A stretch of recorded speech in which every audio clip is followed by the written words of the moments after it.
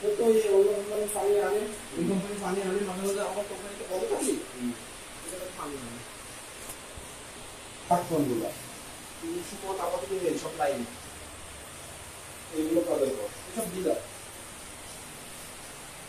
আপনারা এখানে বলছিলাম না যে এই মাসে এলস্টার মারে, তারপরে সাফা মারে, তারপরে নাফি মারে, হ্যাঁ সিলভেন তো বলছিলাম না নতুন। আপনি তো আরেকদিন আসেন, আরেকদিন আরেকজন থাকবে, তাহলে কি করবো বলেন? মালিককে ফোন দিতেন, ওই ম্যানেজারের মালিক কোথায় থাকে?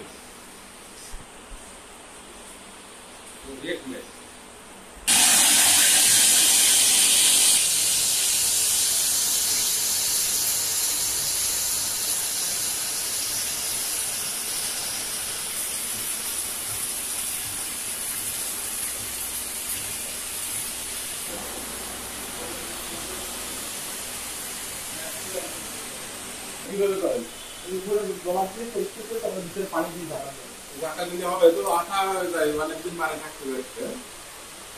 পরিষ্কারের মেশিন নাই, কিছু নাই। দেখি কাঠ আছে না ভিতরে? কাঠ আছে, ওগুলো কাঠ আছে না?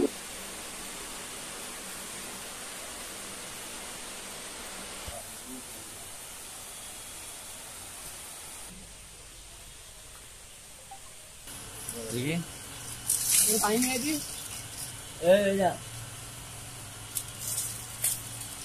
এইখানে, এই দিবেন, ওইখানে পাথর দিবেন, দিয়ে এইখানে পরিষ্কার করবেন না?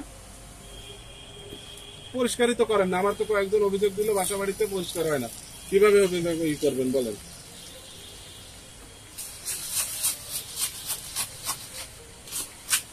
এ হচ্ছে পরিষ্কারের ধরন। স্যার সমস্যা নেই।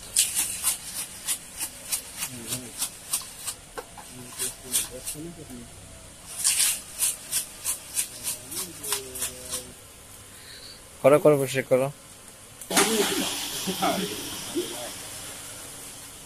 পরিষ্কার করতে আরো নোংরা করে বলালেন।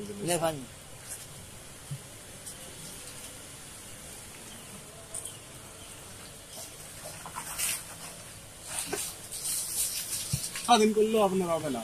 তোর মেশিন আছে এরকম ঘুরে ঘুরে, ওর মধ্যে হচ্ছে ই হয় বুঝছেন, গ্লাসের মতো থাকে, ওগুলো দেওয়া। আপনারা যদি সারাদিন করেন না, হবে না। ধোয়া হবে, ধোয়া এখানে তো আর এই হাত, এখানে হাত যাবে বলেন, ওই পাথর তো আসলে বসবে না, বুঝবে। আর আপনার এত সময় আছে, প্রতিটা এইভাবে করবেন।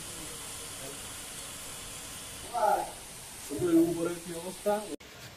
আমরা এখানে একটি পানির প্ল্যান্টে এসেছি, এসে আমরা এসে দেখতে পাই তাদের কোনো বিএসপিআর অনুমোদন নাই, এবং তারা যে মানে লেবেল অর্থাৎ উৎপাদনের তারিখ এবং মেয়াদ উত্তীর্ণের তারিখ এবং খুচরা মূল্য এবং নাম ঠিকানা সহ যে লেবেলটা লাগানোর কথা জারের উপরে, সেটাও তারা ব্যবহার করছে না, এবং অপরিষ্কার সম্পূর্ণ নোংরা পরিবেশে তারা পানিটা, খাবার পানিটা তৈরি করতেছে। এবং এখানে এসে আমরা দেখতে পেয়েছি তাদের কোনো যে বোতল ওয়াশের যে ব্যবস্থা, মানে পয়নিষ্কাশন বলেন বা যে একটা বোতল যে পরিষ্কার পরিচ্ছন্নতার, সেটা যথেষ্ট ঘাটতি রয়েছে। এখানে তাদের যে মেশিনটা থাকার কথা ওয়াশের জন্য, তারা মেশিন পর্যন্ত ক্রয় করে না, এবং তারা সামান্য হুইল পাউডার এবং পানি মিশিয়ে তারা এটা ওয়াশ করতেছে। এই জন্য আমরা আজকে তাদেরকে প্রাথমিকভাবে ভোক্তা অধিকার সংরক্ষণ আইনে প্রশাসনিক ব্যবস্থা হিসেবে 15,000 টাকা জরিমানা করলাম। আর আমাদের এই মনিটরিং চলমান থাকবে। ধন্যবাদ।